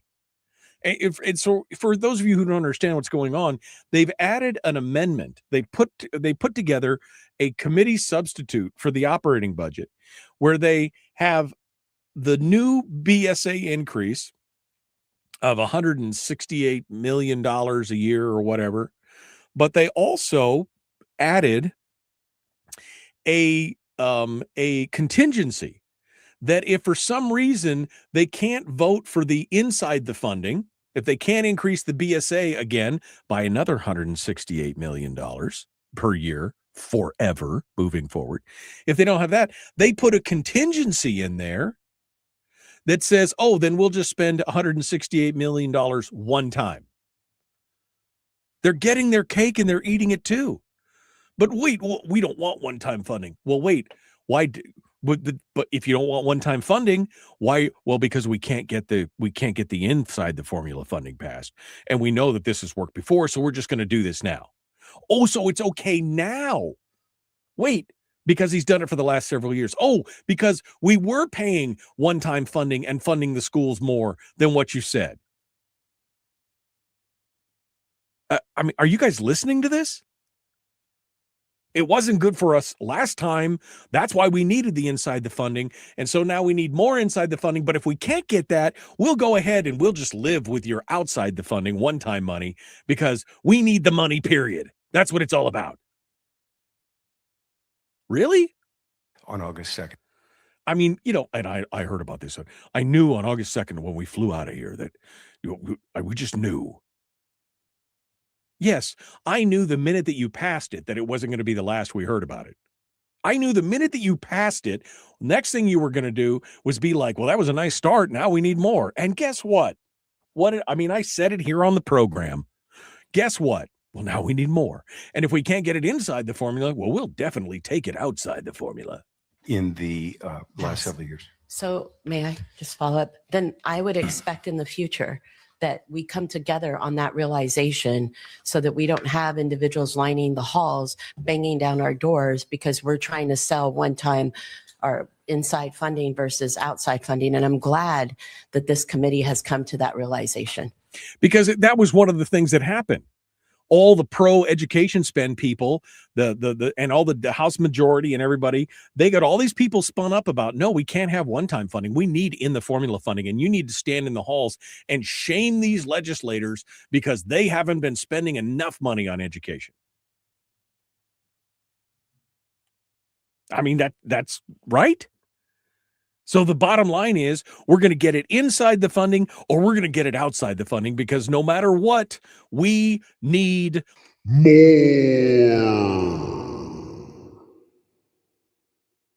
That's what it's about. They need more. Charlie's on the phone. Charlie, I don't know if you really want to step into this mess today. We'll see what Charlie has to say. Good morning, my friend.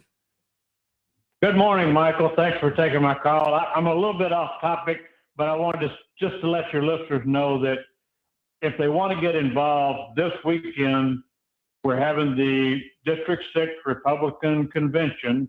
So it's all of the area, South Peninsula, from about Soldotna all the way out to the tip of the spit. That's going to be at Land's End. Registration opens up at 8 a.m. on Saturday morning. The convention actually starts at 9. We have some of the gubernatorial candidates coming. We'll be working on our platform and our rules. It's an opportunity for people to get involved at the grassroots level and help us to try to change things. You can either sit back and say, well, it's terrible, or you can get in there and try to do something. I would encourage people to come out, get involved, try to do something. We're going to be there most of the day. We'll provide lunch. We get coffee and snacks and all that kind of stuff. And so it should be a good opportunity to meet some other conservatives. It's open to all registered Republicans. It is a Republican-only get-together. So if you're an independent or a libertarian or whatever, we're sorry. We love you, but we can't let you come to this convention. But right. come on out and help us set the course for the party for the next few years. Yeah, I mean, this is a big district. 6 is the lower part of K Beach up to Kasilof, all the way out to Seldovia. I mean, it's a huge district, and now you get a chance to have your say on it. You just got to show up at the meeting at Land's End. Registration begins at 8 a.m. on Saturday. So come on out and be part of it, and then you can catch the tail end of the celebration out there at Land's End. So come on out this weekend. Again, starting at 8 a.m. for the District 6. And you guys are going to be voting for everything from local electors to, I mean, all different kinds of positions, right? Right. We'll be electing our local leadership for the district. We'll also be selecting delegates that'll go to the state convention, which will happen in May in Soldotna. And so it's an opportunity, like I said, to get involved and try to make a difference. All right. Well, Charlie, thanks for the heads up. We appreciate it. We'll hopefully you guys will see a good turnout this weekend for the District 6 convention.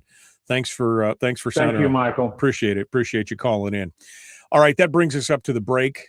I mean, I got so many other things to talk about today, but I feel like I'm on a roll. I mean, I really want to talk about the Mat-Su school district is now asking the borough for even more money. And then some of the commentary through some of this stuff is just mind-blowing, absolutely mind-blowing. We're going to get to this here in just a moment, and maybe we'll talk about the new Alaska Party as well. There's a new party, the Alaska Party. We'll have some discussions on that here, and the phone lines are open too. We'll take phone calls in the final segment if we have time. I mean, your phone calls will actually be number one. 319-527-3864 if you want to sound off this morning. We'd love to hear what you have to say. We're going to be back with more of the Michael Duke Show. Common sense, liberty-based, free-thinking radio. Back with more right after this.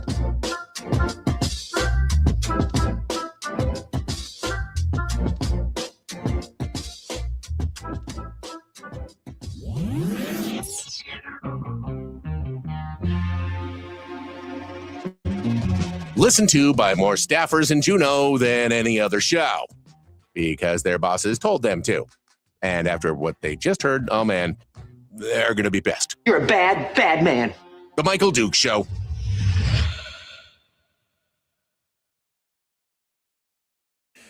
Okay. Going backwards here.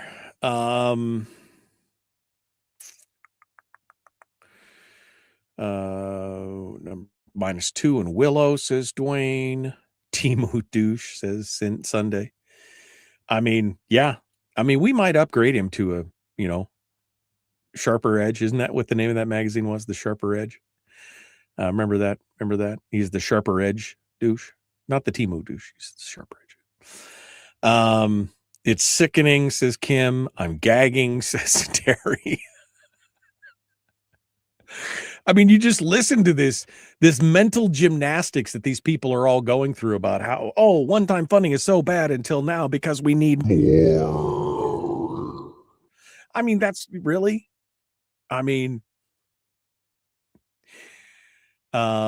okay, so most of the K-12 spending goes to salaries and benefits, more than 85% in most districts. So the Big Five school districts negotiate union contracts, which increases K-12 spending that the state has to fund. Then why shouldn't the state have a seat at the negotiating table? That's a good question. It's a good question. Stephanie says, no more money. As a teacher of 20 years, get the money to the teachers, cut the superintendent pay. He makes roughly $175,000. I mean, I think that's low, Stephanie. I think that's actually low with pay and benefits. I think he makes closer to $250, if I remember correctly, but David has a number right in front of him. But if I remember correctly, in the ASD school district, I think with benefits, pay, and everything else, I think it's closer to $250. Anyway, cut the desk jobs on Boniface, eliminate the micromanaging of teachers. Teaching. Let's start there. Ooh, shocking. Let teachers teach. Yeah.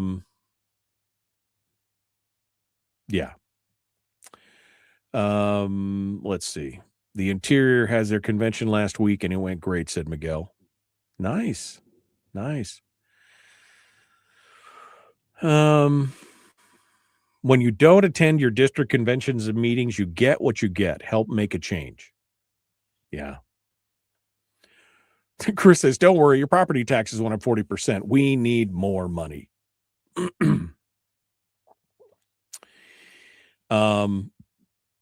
Outdoor show this weekend? The outdoor show is not this weekend. Unless it's the outdoor show is in April. It's on the 25th and 26th of April. 24th, 25th, 26th of April. I know because I have to be there. So I don't know if if there's another show this weekend, Barbara, or not, but it's the actual Fairbanks Outdoor Show is in April 25th, 26th. Home show this weekend. Yeah, there you go. It's the home show this weekend. Yes, it is the IABA home show this weekend at the Carlson Center. How do I know? It's the IABA home show this weekend at the Carlson Center because I did a bunch of commercials for him. All right. Melody says 300,000 with bonuses. I don't. I want to say it was closer to 250, but anyway, I'm sure David, if he's still in the chat room, can sound off and tell us what that number was. Well, let me see what Gemini says. Let me just because I'm curious. What is the benefit, salary and benefits for the superintendent of the Anchorage School District? Let's see what AI tells us. Again, your mileage may vary. AI may be wrong. Initial 3-year contract, subsequent board elections, base salary was set at $250,000 a year, base salary, plus a retention bonus. And that doesn't include his retirement. That's just a base salary of $250,000 a year. So it might be closer. Oh, he gets an automobile. He got a relocation allowance, all of his health insurance, retirement, and everything else. The base was $250,000. So, and he got a $50,000 bonus last year for a retention bonus. So yeah, closer to $300,000 according to Gemini. So we'll see what happens. I see that Miguel's on the line, so we'll take Miguel's call here as soon as we get back. We'll see what it's all about. It's a new start when the Independence Party disbanded. Conservative Bob Byrd was involved. Don't know if he still is. He is. He is, in fact, involved in the formation of the new party called the Alaska Party, not the Alaska Independence Party, but the Alaska Party. He and one of the other co-chairs of the former AIP have formed a new party.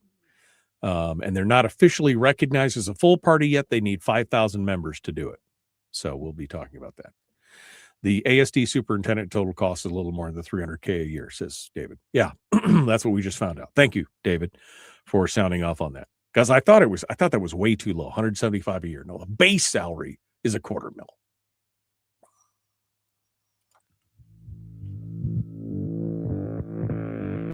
Alaskan Talk Radio with a host who actually lives in Alaska. I know! Weird, right? This is The Michael Dukes Show. Starring Michael Dukes. Okay, continuing now, one final segment. This is the fastest 2 hours in radio. I had so much more to talk about today. But you know what? Your phone calls reign supreme, and Miguel is on the line from Fairbanks. Let's see what Miguel has to say this morning. Hello, my friend. What's up? What's up? What's the haps? Hey, good morning, Mike, and good morning, everybody. How you doing today? This morning, you're on a roll today, Mike. Huh? It's Wednesday. I mean, I feel like I'm a little. I don't know. We're just rolling on, my friend. What's on your mind? I just want to let the people in the interior of the borough know we have another fine candidate that has stepped up to run for the assembly, Josh Leader. So if you want to do your research, he's out there. He stepped up. He's going to be running as well as I am for the assembly. So go out there and say hello to him, do your research, and see what he's all about. And we got to make sure people come out and vote. elections are a big deal this year. And we also have a book signing at the home show this weekend for the initiative to make all the elections one time in November. So come on out to the home show. Make sure you sign that initiative so we can get it going on the ballot. Yeah, that's going to be a ballot initiative now to change the election date from October to November to unify all the elections onto the same day, right? This is the same thing that the Mat-Su did, and it's the same thing that they're doing down in the Kenai Peninsula Borough. Fairbanks has been the only one that's been pushing, well, not I mean Fairbanks and Anchorage, but Fairbanks is the one that's kind of been pushing back on this right now. Yep. So we have the booklets. Make sure everybody come out to the home show, sign it. If you see us with our booklets and you want to sign it, please, by all means, sign it, and we'll get it going. So that's a big goal of ours this weekend. So once we get all the signatures we need, we can be able to push forward for it. And for everybody that signed it already, we want to say thank you. And thanks for coming to the interior last weekend, Mike. Oh, no problem. I'll be back next month for the outdoor show. How many signatures do you need to gather to get it on the ballot there, Miguel? Do you know? I think it's around 2,400, if I'm not mistaken. Okay. Well, that's not too bad. That's not too much of a heavy lift. So hopefully they get it in. Now, the problem is what we need to do is we need to focus after we get Fairbanks in hand on this. We need to focus on Anchorage to move their municipal elections from April to November so that everything kind of aligns and falls together. It'd be nice if every election in the state took place on the same day. That would be great. I think that would be more cost effective too. Yeah. No, I think it would be as well. All right, Miguel. Well, thank you, my friend. Anything else? Have a great day. Okay. Thank you so much for calling. Thank you so much for calling in. We appreciate it. I don't have time to get into this story on the Mat-Su because it deserves at least a whole segment in and of itself. We may save this. Can't do it tomorrow because on hour one of the program tomorrow, Frank Tomaszewski from Fairbanks is going to be joining us, representative. Then in hour two, we'll talk with Ben Carpenter. Maybe I'll send this story to Ben Carpenter. And then Ben and I can have a conversation about it. Maybe we can do that. I will, let me send this to Ben while I'm thinking about it. Otherwise I will forget. We'll for tomorrow's show. There we go. So Ben and I could talk a little bit about it tomorrow. But the story that I will get to real quick is good news for those of you who felt like you lost your home. I have been friends with and known many members of the Alaska Independence Party, the AIP. And if you were following the news here over the last couple months, you realized that, surprise, out of the blue, the Alaska Independence Party was disbanded. And people were shocked. Especially Bob Byrd, who was the former chairman of the Alaska Independence Party. It just came out of the blue.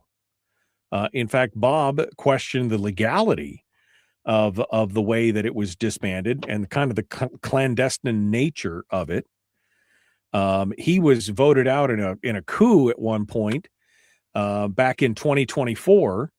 At the time, they said they needed to expand their membership, and they were endorsing candidates who were firmly committed to the party's core goals. They had everything else. And then a year and a half later, they disband the whole party. And he's like, what?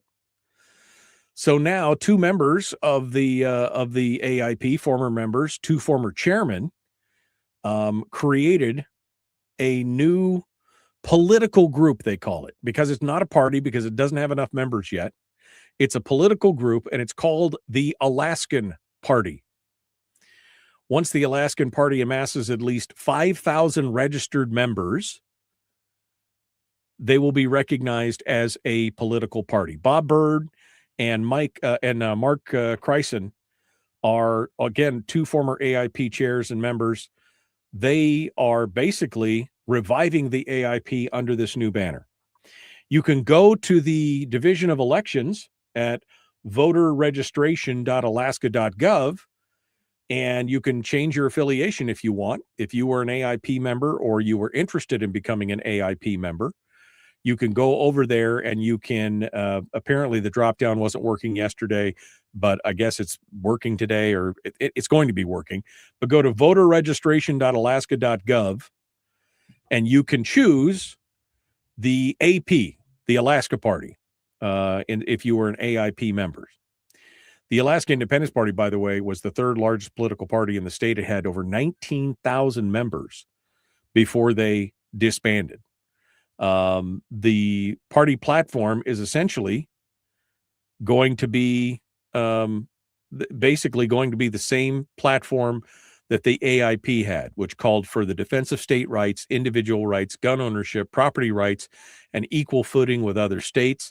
It also opposed property taxes, favored a direct popular election of the attorney general, all judges and magistrates. It was pro-life, pro-parental rights, and strong traditional marriages. It also sought a return to the traditional permanent fund dividend payouts. So seems like it ticks all the boxes for me, right? But now they're going to pick that up. The AIB's basic mission will remain the same with the newly renamed Alaska Party. And so they're going to get into that.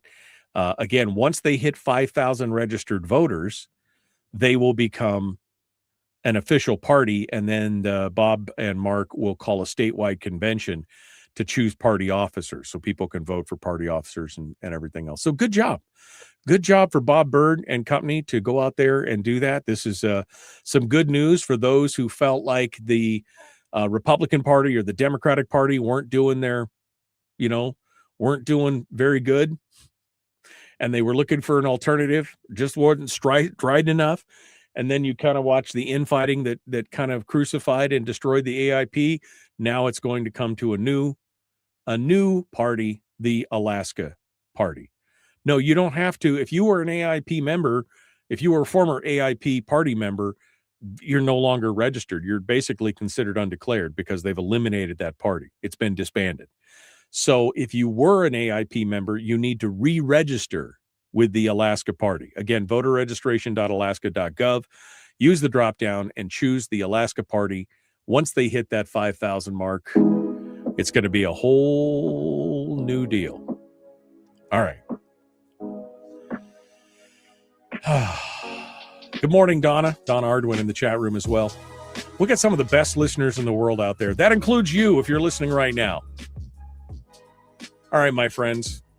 We're out of time for today. Tomorrow, Frank Tomaszewski, representative from the Interior, followed by former rep and now the host of Oversight Live, Ben Carpenter. Yeah, anyone can register to become an AP member. If you want to become an Alaska Party member, just go to voterregistration.alaska.gov, and you can change your registration from Republican to AP if you want, or anywhere. All right, my friends, we got to go. Be kind, love one another, live well. We'll see you tomorrow.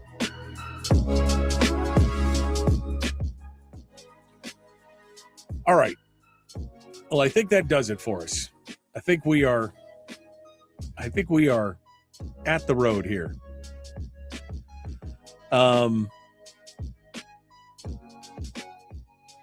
Ben says, Alaskans received more federal money this year than all of the state revenue.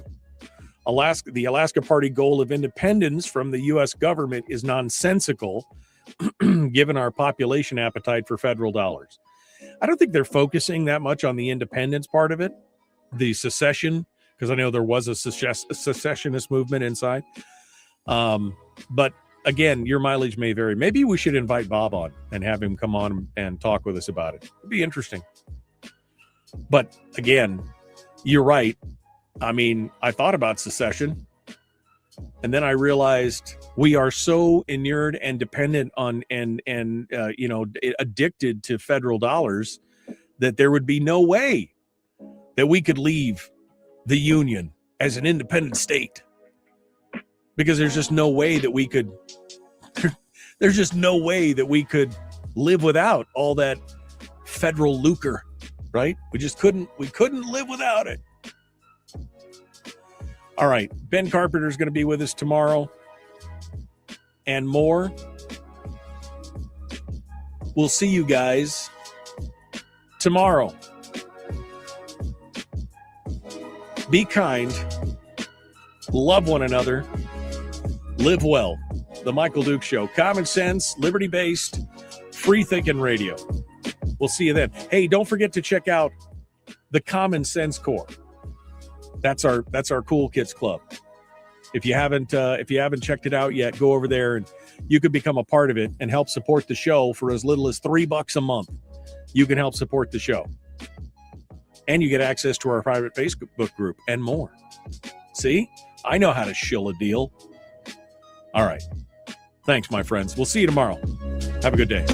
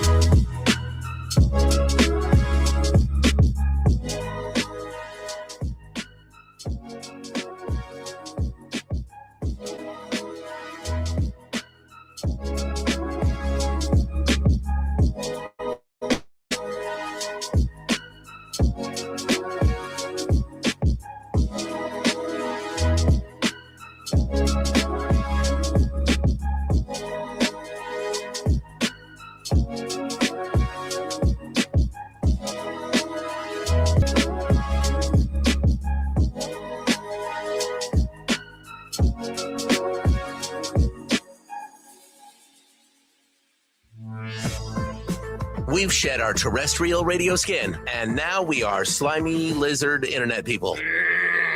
It's the Michael Duke Show.